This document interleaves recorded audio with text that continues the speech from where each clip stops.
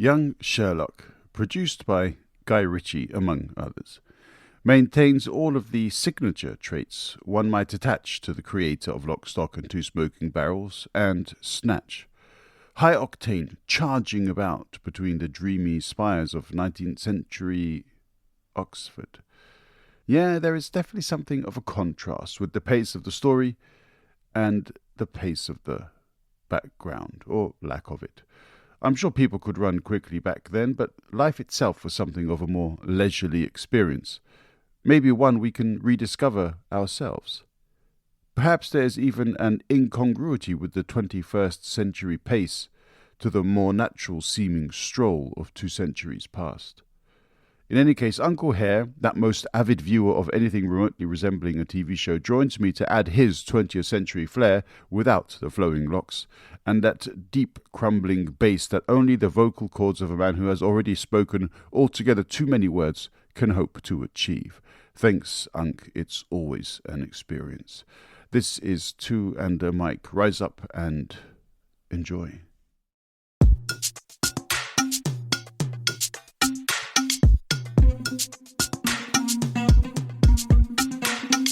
Dong weche pek kod welo mabiro e TwoandaMic.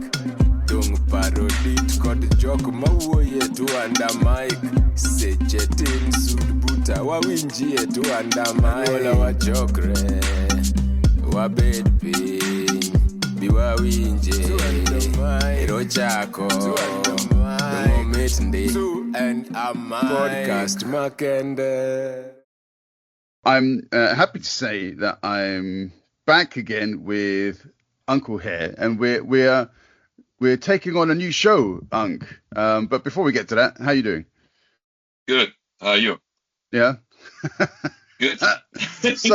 so full of words. I know. What can I say? Short and precise. And in other situations, we can't get you to shut up. I mean, that's just exactly. I guess it's one or the other with you, isn't it? It's one extreme to another. Anyway, yeah. So this is our third get together. We've done some interesting shows so far. We've done Severance and Dept Q, and this time. So you were the first one within the family to highlight the presence of young Sherlock. This goes back to something of the origin story, and that's kind of where I have a bit of beef with this. But anyway, that's we can put that to the side. Without giving away too many spoilers, so I guess it's safe, more or less, sort of what's in episode 1. Do you want to build up the kind of background and what kind of person is Holmes? What's he doing, and so on? Well, strangely enough, obviously, I mean, I certainly can't remember the books per se. I don't even remember if Conan Doyle had actually started with the young version of Sherlock Holmes. I think, yeah. And so we don't really know the origin of Holmes and how. I mean, so many things happened in these. So many backgrounds were given to Sherlock that was an absolute surprise to me, because obviously when you read the book or whatever, the character is already there as a detective. He's already Sherlock, as we kind of know. But this one obviously is trying to give a kind of a little bit of a meat on the bone. And but I mean, I saw some clips on the Amazon, trailers or something, and it kind of looked interesting. I said, okay, you know what? Forget about it being Sherlock per se in terms of the actual detective stories. Just watch it for like entertainment value, really. I thought that it would have been being a Guy Ritchie. It's a fast moving, it's kind of action. Yeah. It's got all, everything in it, I think. So I don't know if you haven't watched the other series he made, the Gangland. You haven't seen that, but it was on Paramount. Yeah. No, but I've seen his movies. Yeah, I don't have Paramount, but I've seen a lot of his movies. I kind of know. Yeah. I mean, this is a clearly signature Guy Ritchie production. Yes. There's a lot of running around. It's energetic. There's a lot of sort of tongue-in-cheek humor in many cases. Yeah, it's Guy Ritchie. It's you basically know what you got to get. I mean, before you watch it, obviously. And if you're not looking for something extremely deep and serious, I'm not saying he's not a serious director. He's definitely a serious director. You just want something to entertain you. It's not, you don't really have to think too much. It just flows. It's exciting. Look, as I said, I started watching one that just to give it without obviously giving too much away, and then I just got hooked. So hey, you know what? Let me move. Let me, and every probably episode is like almost a movie. To be honest, it's pretty long. It's very well made, as in I have to say, very well. It's quality. You can't knock it for quality. So I've never seen these young actors before. I don't know if you've seen them in other things. I haven't. Well, I mean, as you know, I'm a big Wheel of Time fan, and Donald Finn played Matrim Cawthon in the Wheel of Time, and so to be honest, for me, it's quite bittersweet because I'm so happy that he's, he has a career developing, because I think he's fantastic, and this is probably made perfectly for him. In fact, I was talking with my little brother, about the characters, and Matrim Cawthon is something of a dastardly, something of a gambler, a risk taker, but at the same time, the character that he has within this fantasy series is that he has the memories of 1,000 generals in his head, and so he's a genius when it comes to strategy.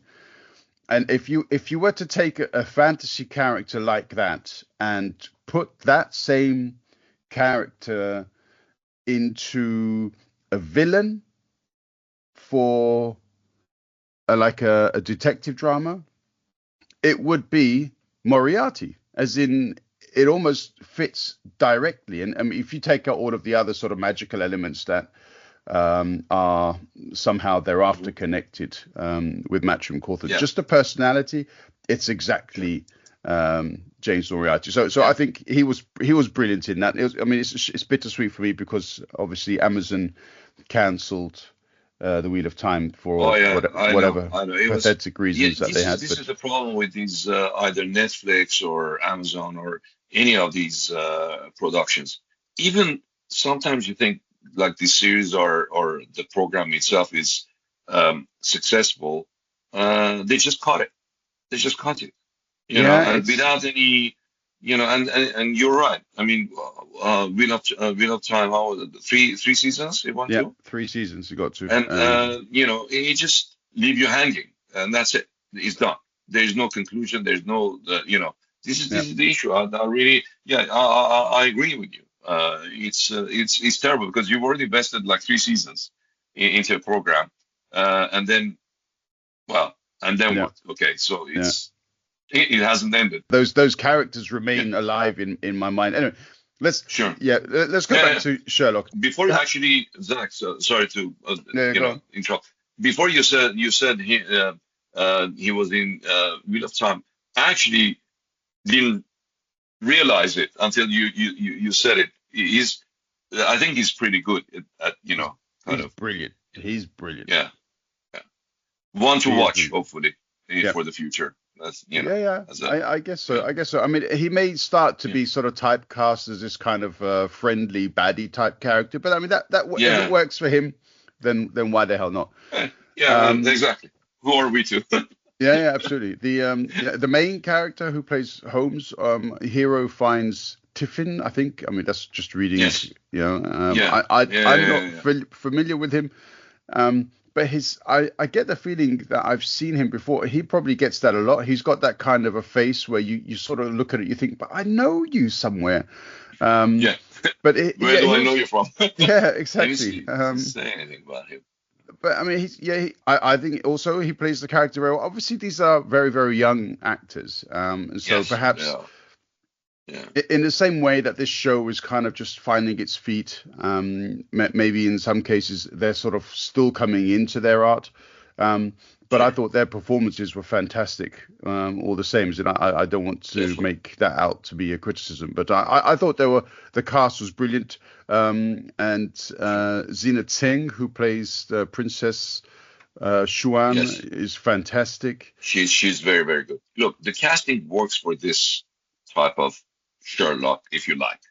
It's absolutely brilliant. Obviously, Colin Firth is the outstanding in this instance. Well, obviously he's not gonna. Well, let's not say anything. But he's a bit of a tosser, as in to use a. Yes, he is. He plays it really well, though.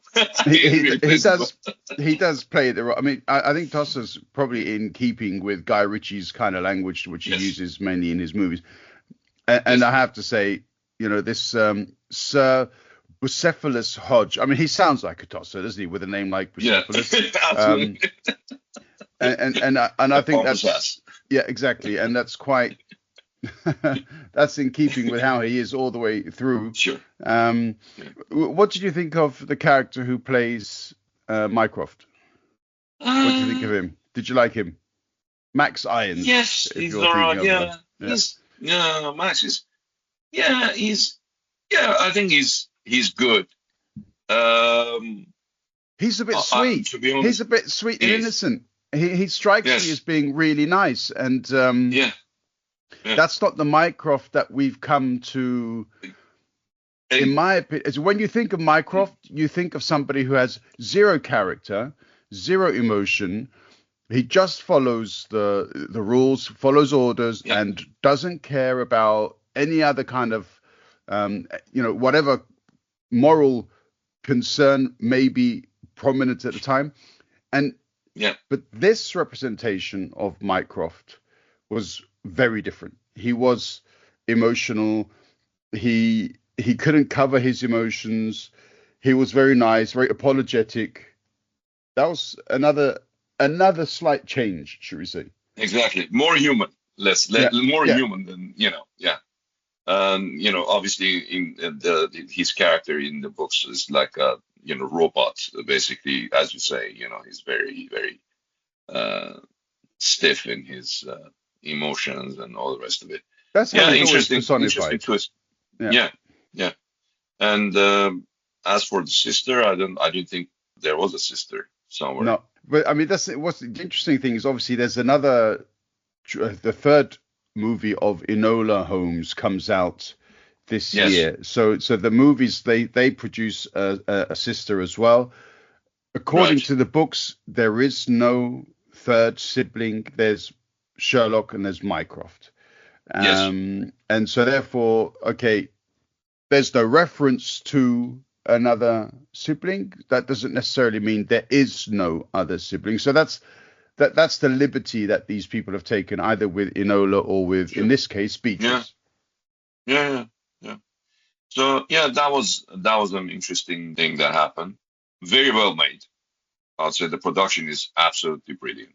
As is going back to Guy Ritchie's movies, even Lock, Stock and Two Smoking Barrels was done on a very, very low budget. It was still a very good production. His filming, the way he, portrays characters and, makes them interesting and makes the whole thing flow. I think really helps in so many ways. He goes, was it 8 episodes, right? Yeah. I mean, honestly, Zach, I didn't think I thought, it's not going to be bad, but it's like I can do like an in between, come in and out, whenever I like. But it's from the first thing. I just got hooked and I started watching it. And I watched the whole thing from beginning to end. I mean, I binged it like crazy. So one of the reasons this has been successful is because it moves quite a lot. Yeah, the pacing. It's Guy Ritchie, right? So when they're running, you're kind of running with them. as in you are. Bravo. You don't Exactly. really feel as though you are a passive observer. You feel as though you're there in the action, and you feel Yes. that pace throughout, and Yes. also the way they move from, I suppose, country to country. Okay, even though they are set in Oxford in the first couple of episodes, Yeah. there's still a lot of movement there from place to There place is. within Oxford, and then after that Yeah. it kind of branches out and it goes international, and it's Exactly. suddenly throwing in lots of different background situations in which are obviously very interesting from the period. That movement and that pace is kind of Very maintained throughout. immersive. Yeah, it's very immersive. As and that's why I said I really enjoyed it, and it took me no time. I mean, I didn't even feel, oh wow, I've been sitting through this for such a long time, and it just wasn't tiring at all. And all the episodes, interestingly, all the episodes are very very paced. I mean, some episodes are more than I the other haven't ones. But I haven't seen any of the reviews. I haven't read any of the reviews. I didn't want to in any way no, prejudice my thoughts no, on I it. But haven't either. Yeah, yeah, okay, but you're saying that each episode has been rated quite highly, are you? Because when yes, I when I was watching Game of Thrones with Alexander, he mm, kept on saying, "Okay, which episode are you on now?" And I tell him which episodes. Okay, yeah, those two are rated the highest in that particular season. mm, And I mean that's quite an interesting way of looking at things, because I never look at a show on the individual episodes. I kind of see them all as part of a working yeah, whole, same here, and same here. then I kind of aggregate my thoughts. And obviously you're gonna, Yes, I mean, we're from the 24 days, I guess, but you remember when 24 came out, and there was no way you could always have every episode was no, fast paced. So absolutely, yeah. you needed to Some have were exact. you needed to Yeah, slow down so that then boom, sure. suddenly it explodes again. So for Yeah, me, that's all a part of the journey, right? It's like a roller coaster. yes, Sometimes you slowly go up and then you come down, in a kind of an explosive movement. And if you don't have that sort of spacing in many sense of the pace of the storyline, then and sure. if it's a constant, then you don't feel the speed. So there has to be that balance, Yes, so to speak. you're right. So yeah. You're right. Yeah, yeah.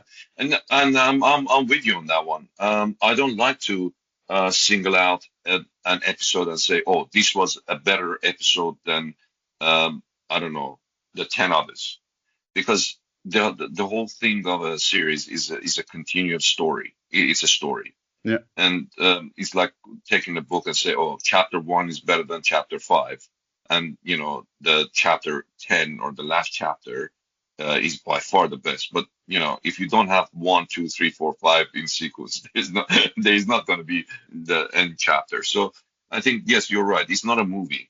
It's a series. It's a number of episodes. So to single out one episode better than the rest I think it's kind of to me it's meaningless. I mean, I guess some people Well, people have have their different own views. their own ways of Yeah, looking at it. I mean, I look yeah, at, again, if I go back to the Wheel of Time, for example, there's, everybody kind of comments on how the first 6 books have a certain pace and so on, and then you get to like this sort of late middle part, which they call it the Great yeah, Slog, which is basically yeah, the story really slows down. But there's a lot of important stuff which is communicated in that slower pacing of the book. And so therefore you kind of look at that and you think, all right, well, that's necessary for the development of what comes thereafter. And that's kind of how I see the development also with some of the slower, perhaps slightly slower scenes where they yes, do, agreed. Guy Ritchie does slow it down, the storytelling down a little bit, because he wants to introduce that human element. It's not just running around. I mean, to be honest, some of the storylines, they develop so quickly. For example, with the mother, without Yes, going into detail, yes, the mother goes from situation A to situation C yeah, extremely quickly, yeah, extremely quickly. yeah. And Speed of light. yeah, That's correct. and you got to think to yourself, okay, really, and And that kind of brings us to, because I think we've already looked at characters and so on. So that brings us to this element of the realism. I think, okay, you don't watch this kind of fiction for realism, but some of the storylines, in particular, in my opinion, the one concerning the mother, that's a bit of a stretch. As in, actually, that's a lot more than a stretch. As in, this person should perhaps have spent, 2 or 3 months in recovery rather than running around trying to get involved in this particular very large plot arc, if you know what I mean, without giving away too many spoilers. Yeah, definitely. That's what you're absolutely right, because it's just hard to reckon that somebody could be in that position for so many years, and then all of a sudden, over one couple of, All it took was dinner. It was like dinner, and then that's it. Boom. And that's it. Yeah. That's and one hell of a dinner. Yeah, it's that normalizes shepherd's pie. Shepherd's pie did it. So if anybody's wondering how to recover how from to get out of mental illness, exactly. Shepherd's pie does the trick. Lots of carrots. Lots of carrots. Yeah. Exactly. What do you think of the father, Holmes? Yeah. Do you know what this is? So again, we don't want to give away any spoilers. This, for me, the entire storyline of the father, for me, is the one negative aspect of the whole show. For me, if you remove the father, this show is steaming ahead in lots of really cool ways. Let's not forget, they haven't really fully developed Holmes' abilities. Holmes is still very young. He still has a lot to learn. He still has a lot to develop into the character that we've known for all of these years. 100%. And you would imagine, if they get a chance to do more seasons, that he will harness those capabilities further. So for me, that's fine. I don't mind the fact that Holmes wasn't necessarily the genius. Okay, yes, he's extremely intelligent, but he wasn't the mastermind with regards to detection that we know. He was clever in lots of other ways. He apparently has a photographic memory, which again, I'm not sure if that is necessarily the case, but fair enough. So he's got a lot of, abilities, but that the powers of detection, which we are familiar with regards to Holmes, that hasn't developed yet. So anyway, but that's fine. And again, you could put that down to story development. But what they've done with the parents and Arthur Conan Doyle, and I had to go back and check it again because I read it a few years ago as well, all of the different stories. There is no mention of the parents. There's no mention of the background story. You kind of pick up Holmes as a consulting detective in some cases. Exactly. And he's ready-made. The character is ready-made in the books. So I think this is quite a totally different take on Holmes, and I think there's a lot of his name is only being used as Holmes, but to kind of, I suppose, somehow they go into some quite well-worn psychological tropes, in my opinion, as in they make certain assumptions about the character of Holmes. Yes. James Moriarty, he plays a particular role in this series, which is obviously quite interesting. But on top of that, the role, kids tend to rebel against their parents. That's kind of what they do. And this sort of presents the background as to why Holmes decided to go on the path that he did. Now, the question is, was he more inclined to do that because of the role his father played, or was he more inclined to do that because of the inspiration that he gets from another character? And again, no spoilers there necessarily. Exactly. And there are questions there. I don't know. I really, the only negative thing for me was the entire storyline of the father. Unfortunately, that played much too large a part, in my opinion, in the whole series. Yeah, I think the reason is maybe it just depends on how you look at this. I mean, you're more of a purist in that sense because you've read the book, you've read the books, you've seen some of the different programs that were made based on the book. And as I think probably both of us, and I think to me, the most ideal Holmes was Basil Rathbone. Without a doubt. Without it. Abs- But you know there, what? We are not. I mean, we are and we are not. Okay, you and I agree, but a lot of people might say, "Oh, X or Y," or you know. I think most people have never even heard of Basil Rathbone. If you've not heard of Basil Rathbone, Exactly. Yeah. go and watch some of the movies where Basil Rathbone plays Sherlock Holmes. Yes. And I mean, okay, you were going to make another point, so please don't forget. But as you've raised the topic of Basil Rathbone, I have to say it now. Yeah. So, Arthur Conan Doyle wrote Sherlock Holmes at a certain point in time, and Basil Rathbone's movies came out in the late 1930s, 1940s. That time frame is obviously much more connected. Exactly. To the actual books. Yeah. Yeah. To the actual absolutely. books. Yes. So therefore, Yes.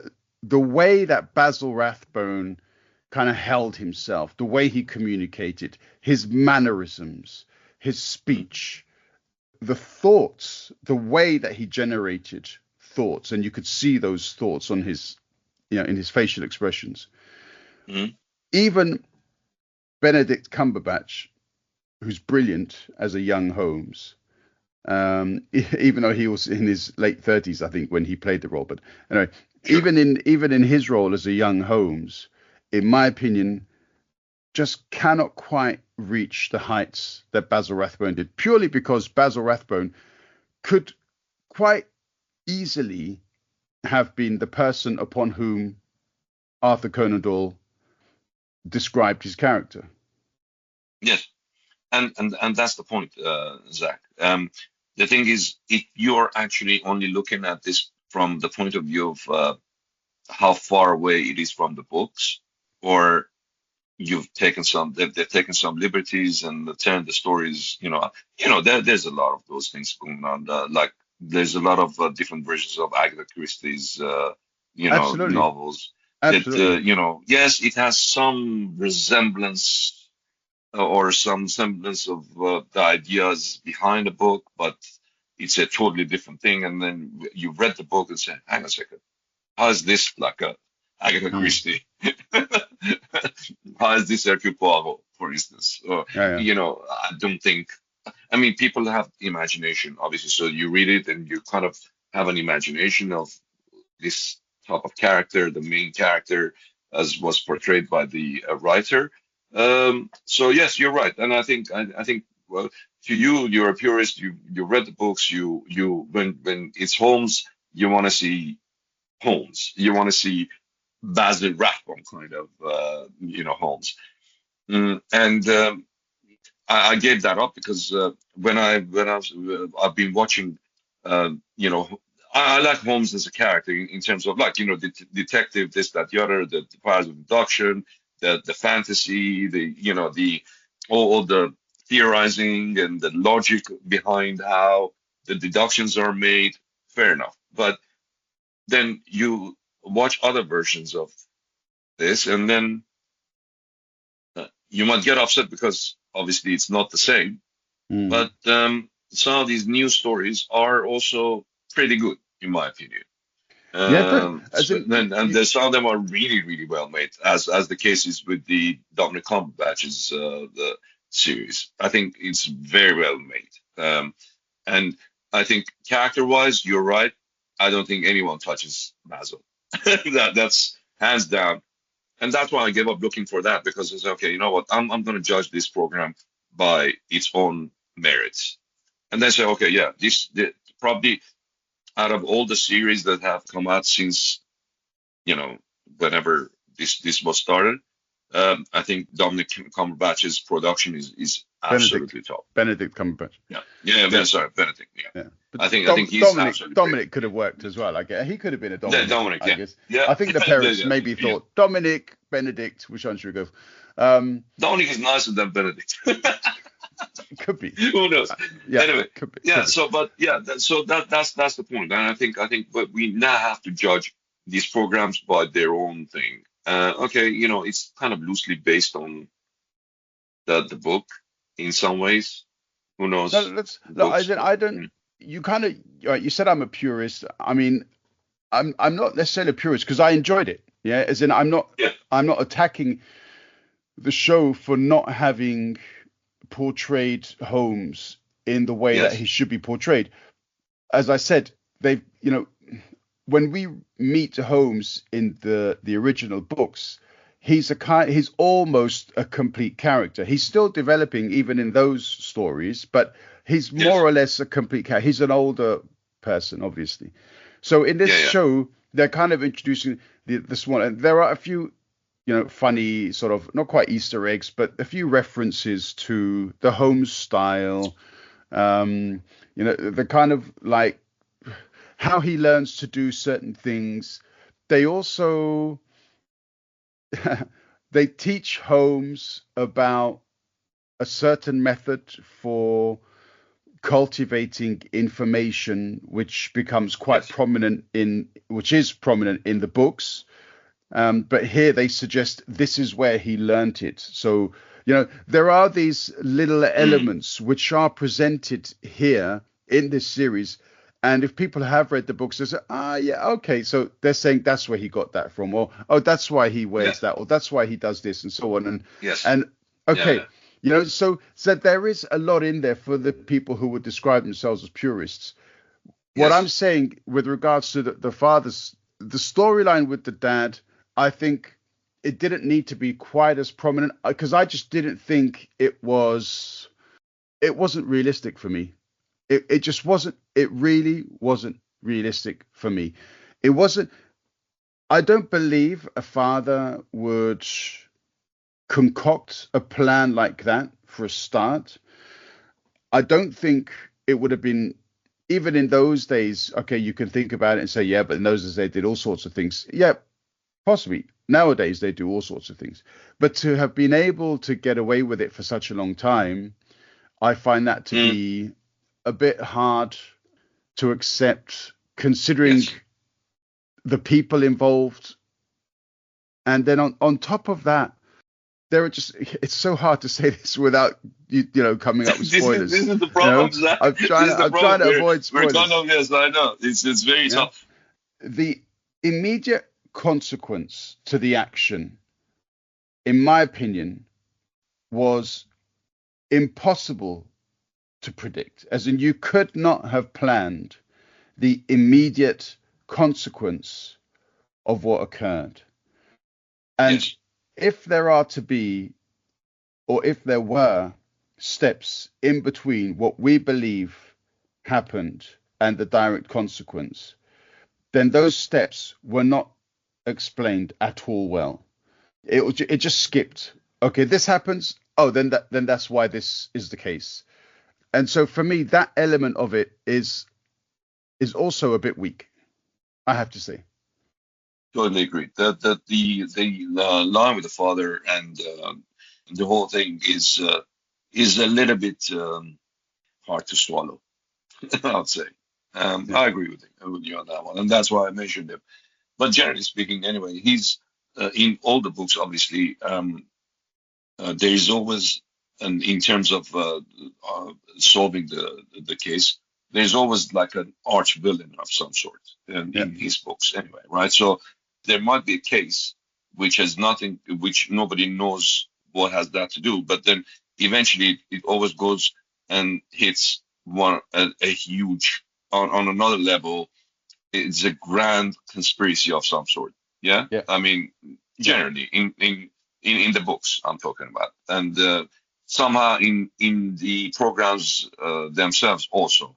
In Benedict's case, the arch villain was obviously Moriarty, And I think in most of the it always ends up with Moriarty's. The reason these things were happening was because of Moriarty. At the end of the day, always going towards Moriarty, always going towards Moriarty. So I think it's a villain issue that these books have, and I think it's very hard. And there is another line also, because as you said, when we encounter this character Holmes, he's already ready-made. We really don't know too much about the background, and I don't think that too much is given in the backgrounds in the books. No, I mean, as far as I can read, nothing more or less. So yeah, and as you said, we only find out via what accidentally that he has a brother called Mycroft, who is in the British government. He's got a high, he's like a spy or MI5 or MI6, something like that. Anyway, so that's how I always took Mycroft to be. That he's like either anti-spy or he's a foreign intelligence officer. Yeah, he's a foreign intelligence officer. So there were cases like he went to his brother saying, "You need to solve this case because national interest. There's national interest in this." But this diverts from that in some ways, and also converges as well in some ways.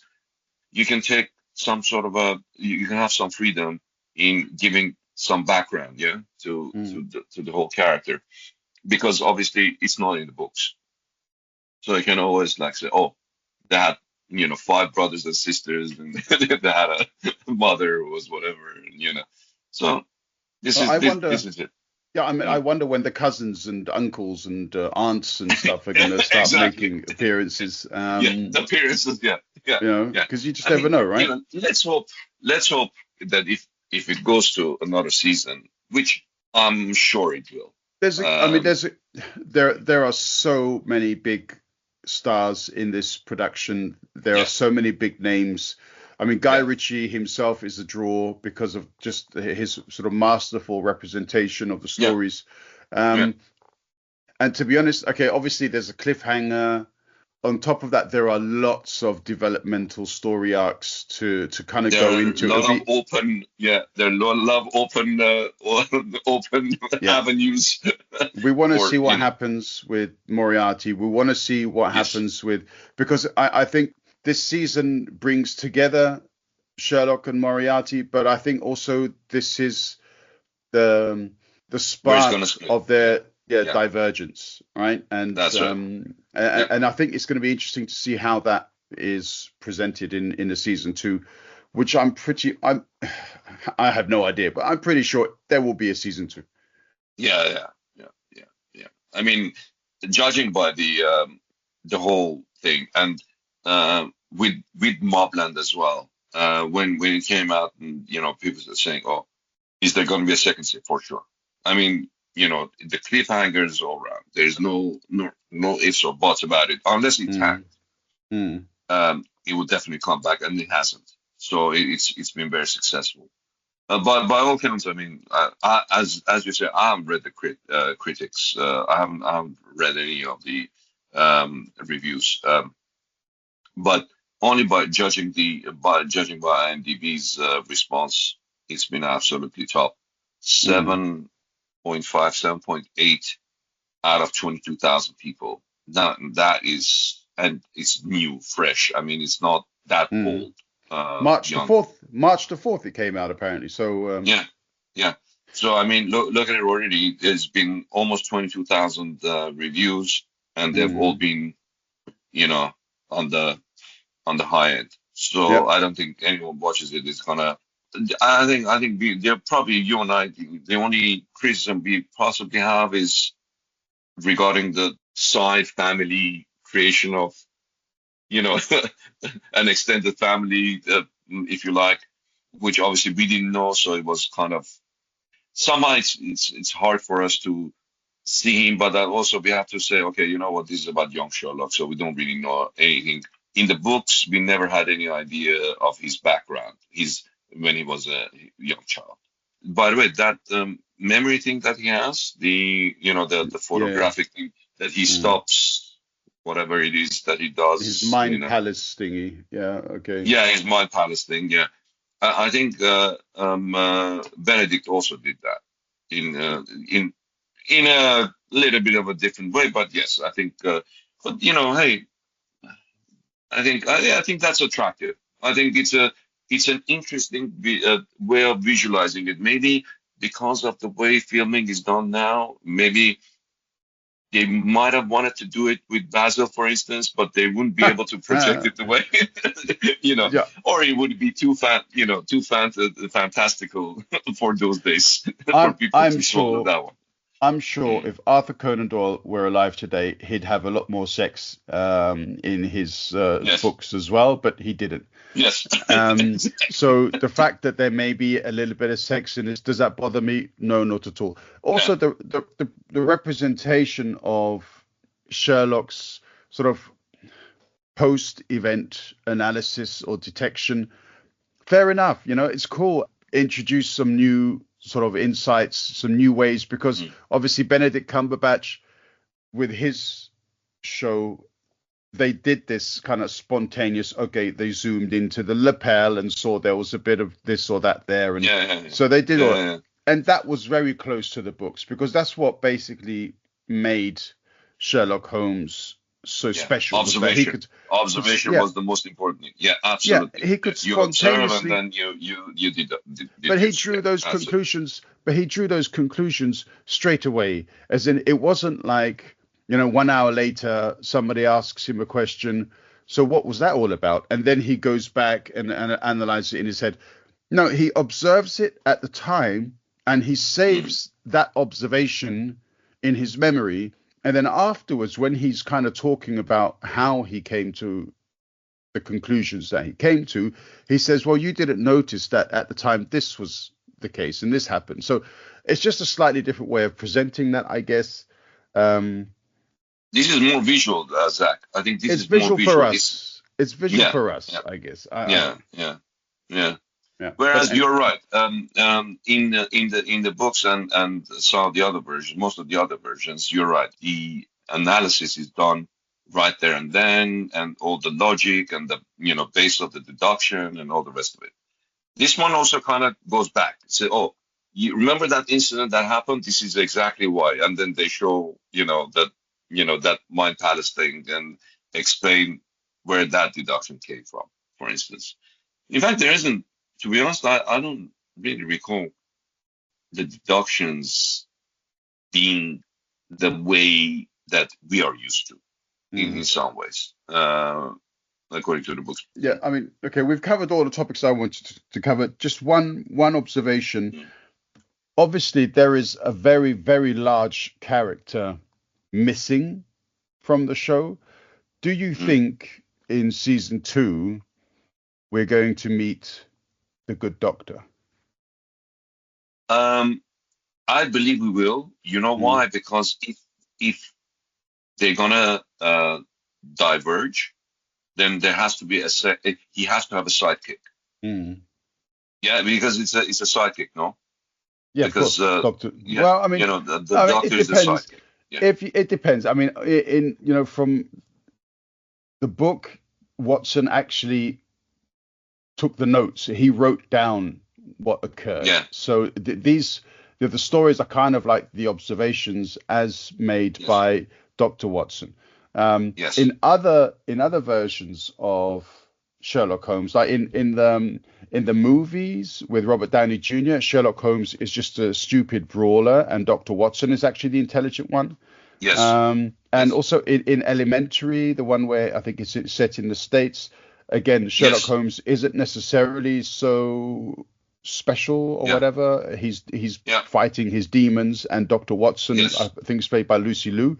Um, That's right. yeah, she Yeah. plays that kind of more That was very good analytical. as well, by the way. It's a very interesting take on it. I mean, you've seen it, have you? You I've have seen seen it, I've right? seen a few episodes. For some reason, Yeah. I never got stuck into it so much, but I think I should. I think it was just a time thing at the time. It's just, Yeah. you know what Honestly, these Zach, things are don't like. watch it. Yeah. It's a very very good one. The first time I looked at it, I said, man, this is really strange.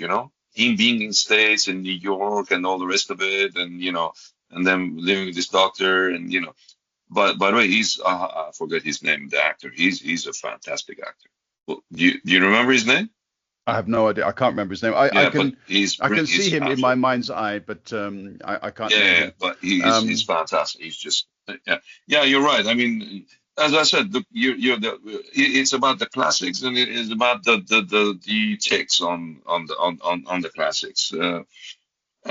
But and you're right. I think, look, if this is gonna carry on, it's gonna have to have something to be writing this, as you said, in terms of, writing about the cases. Yeah, storytelling. Yeah, because this was like the base. So let's see how if it's gonna be built, how it's gonna be built. Yeah, I think it will come for season 2, and I think we'll see a doctor of some sort. We'll see, because I mean, in Benedict Cumberbatch's show, they meet already when Holmes has already kind of established himself as a character. So there's, in the books, the timeline is such that they already know each other. They're already together. Yes, exactly. So because of Watson, it's being published. It's because of Watson that this thing is being published. So therefore, it's a slightly different take on things. So how early in their lives do they meet? Again, it's unclear.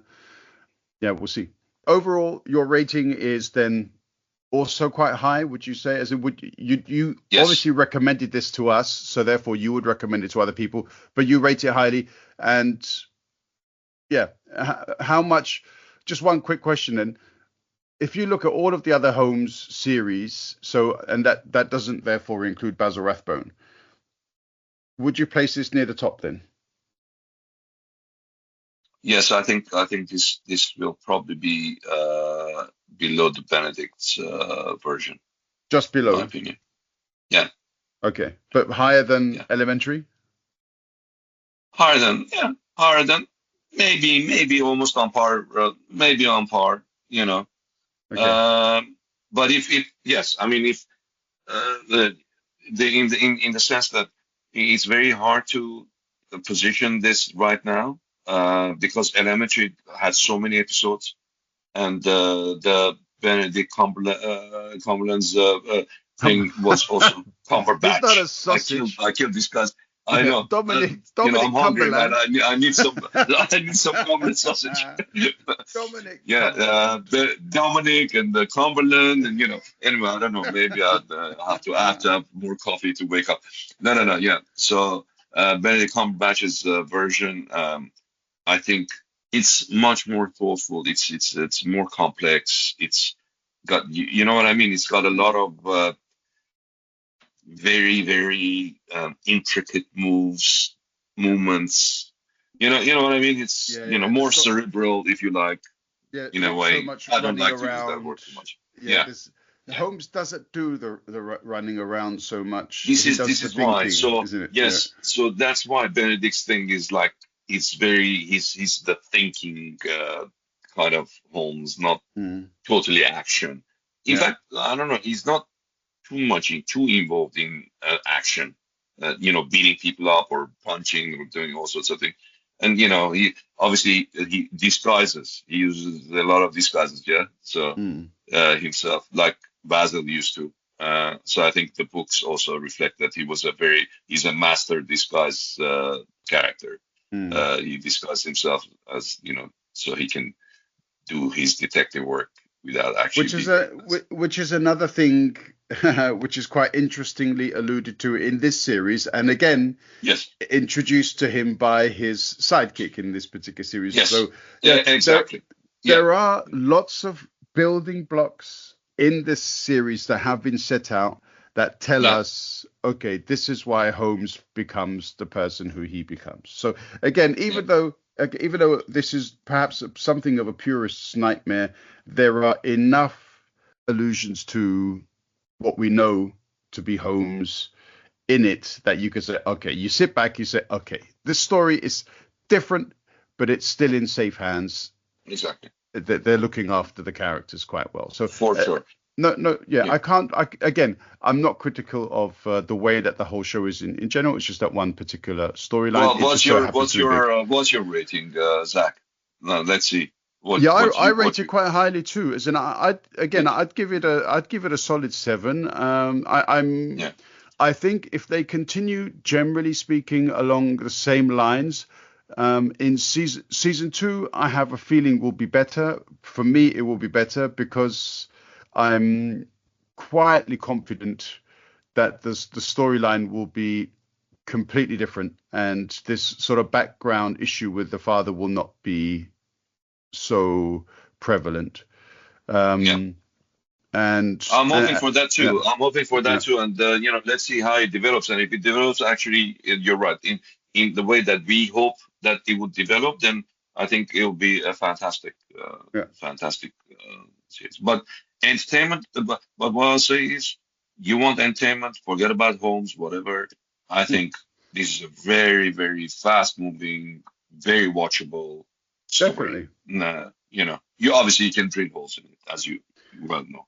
But definitely. There's yeah, lots of action. There's lots of yeah, there's shooting, there's murder, yeah. there's There's intrigue, all everything. the good stuff. It Yeah, it ticks every box yeah. more or Very less, much. Yeah. and Exactly. so yeah, it's a very I'm very glad my solid start. recommendation worked out, man. I'm glad my recommendation worked out for you because I wasn't sure about. I think Armin, maybe Coco would really like it. I wasn't sure about you, maybe because you may have an issue crossing that bridge of the I'm classics not. Yeah, versus. look, I'm not such a. Everyone makes out that I'm such a purist. I mean, the Wheel of Time, for example, Yeah. the first 2 seasons at least for me had very little to do with the actual story. So Mm, even the characters, a lot of them were quite different to what I'd always known. And this is a right. huge book series that I've read 4 times at least. Wow. And um, when you're a Wheel of Time fan, you're a Wheel of Time fan, as in you are in. That's it. And so all Yeah. of these characters have a very special meaning to you. But at the Yeah. same time, obviously, when I watch a Wheel of Time show, I'm not watching the Wheel of Time as it is in the books through my mind's eye. I'm watching somebody else's interpretation of how that story would best be shown on TV. So there is already a number of different dynamic situations which will naturally change and adapt that storyline. And Sherlock Holmes, he's not adapting a storyline because this is maybe 10, 15, 20 years before Yes. Before the the actual first character book. itself, Yeah. yeah. So Yeah. therefore, there is no purists, as it were, handbook which would dictate how somebody should appreciate this or not. Who knows? Mm, Maybe Holmes did exist. Maybe this was how his family was. We don't know. It could have no. been, but in all the Exactly. years that I have considered Holmes, through all of the different representations of Holmes stories, Yes. I have never had the idea that he'd had such a troubled and disturbed Us. family upbringing, Yeah. and Yeah. to consider that Yeah. in the way, and it's possible. Hey, looking at some of the shit coming out from the Epstein files, you've got all of these Yes. highly distinguished families, and some of them have done the kind of horrific things that you would say to yourself, no, that's not. If the Epstein files had come out first in a TV series before they'd actually been revealed, You would say it's pure you'd fantasy. said that's Yeah. bullshit. That's not possible. Yeah. It is That's not bullshit. Yeah. possible. No Yeah. parent would do that to their own kids. That's not Yes. possible. You'd say, yeah. Yeah. Yeah. And then the Epstein files comes out, and you think, no, no, no. 1 minute, that's not on. So looking at it through the lens of reality, you can say that's some screwed up shit. And Yeah. Exactly. but it happens, right? It happens. Yeah. Um, Yeah. Sure happens. Yeah. so my Absolutely. only thing is I'd never considered it. So does that make it automatically bad? No, I think it's a great show.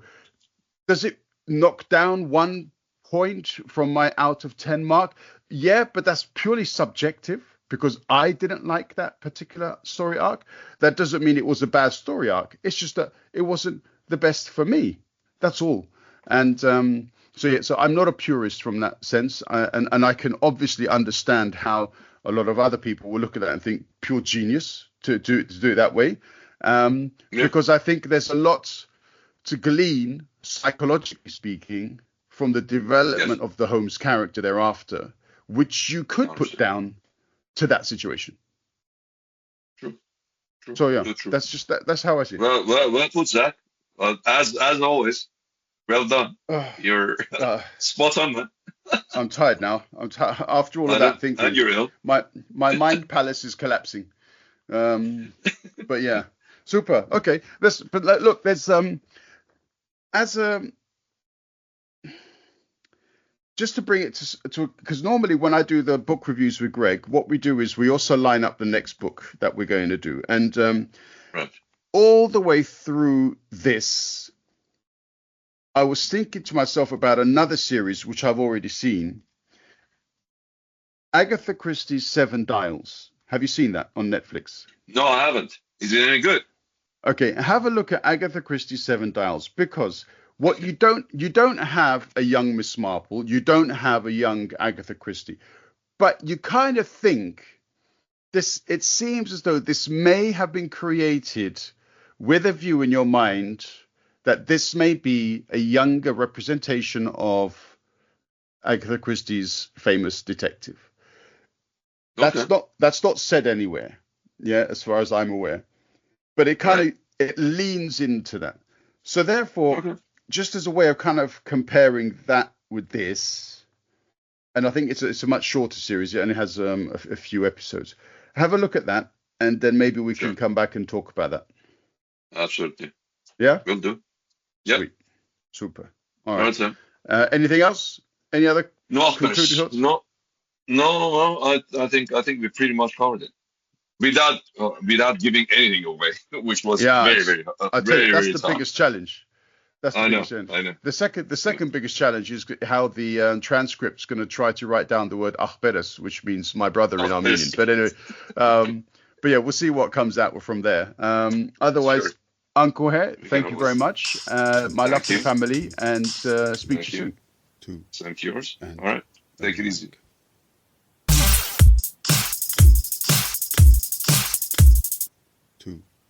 And a mic.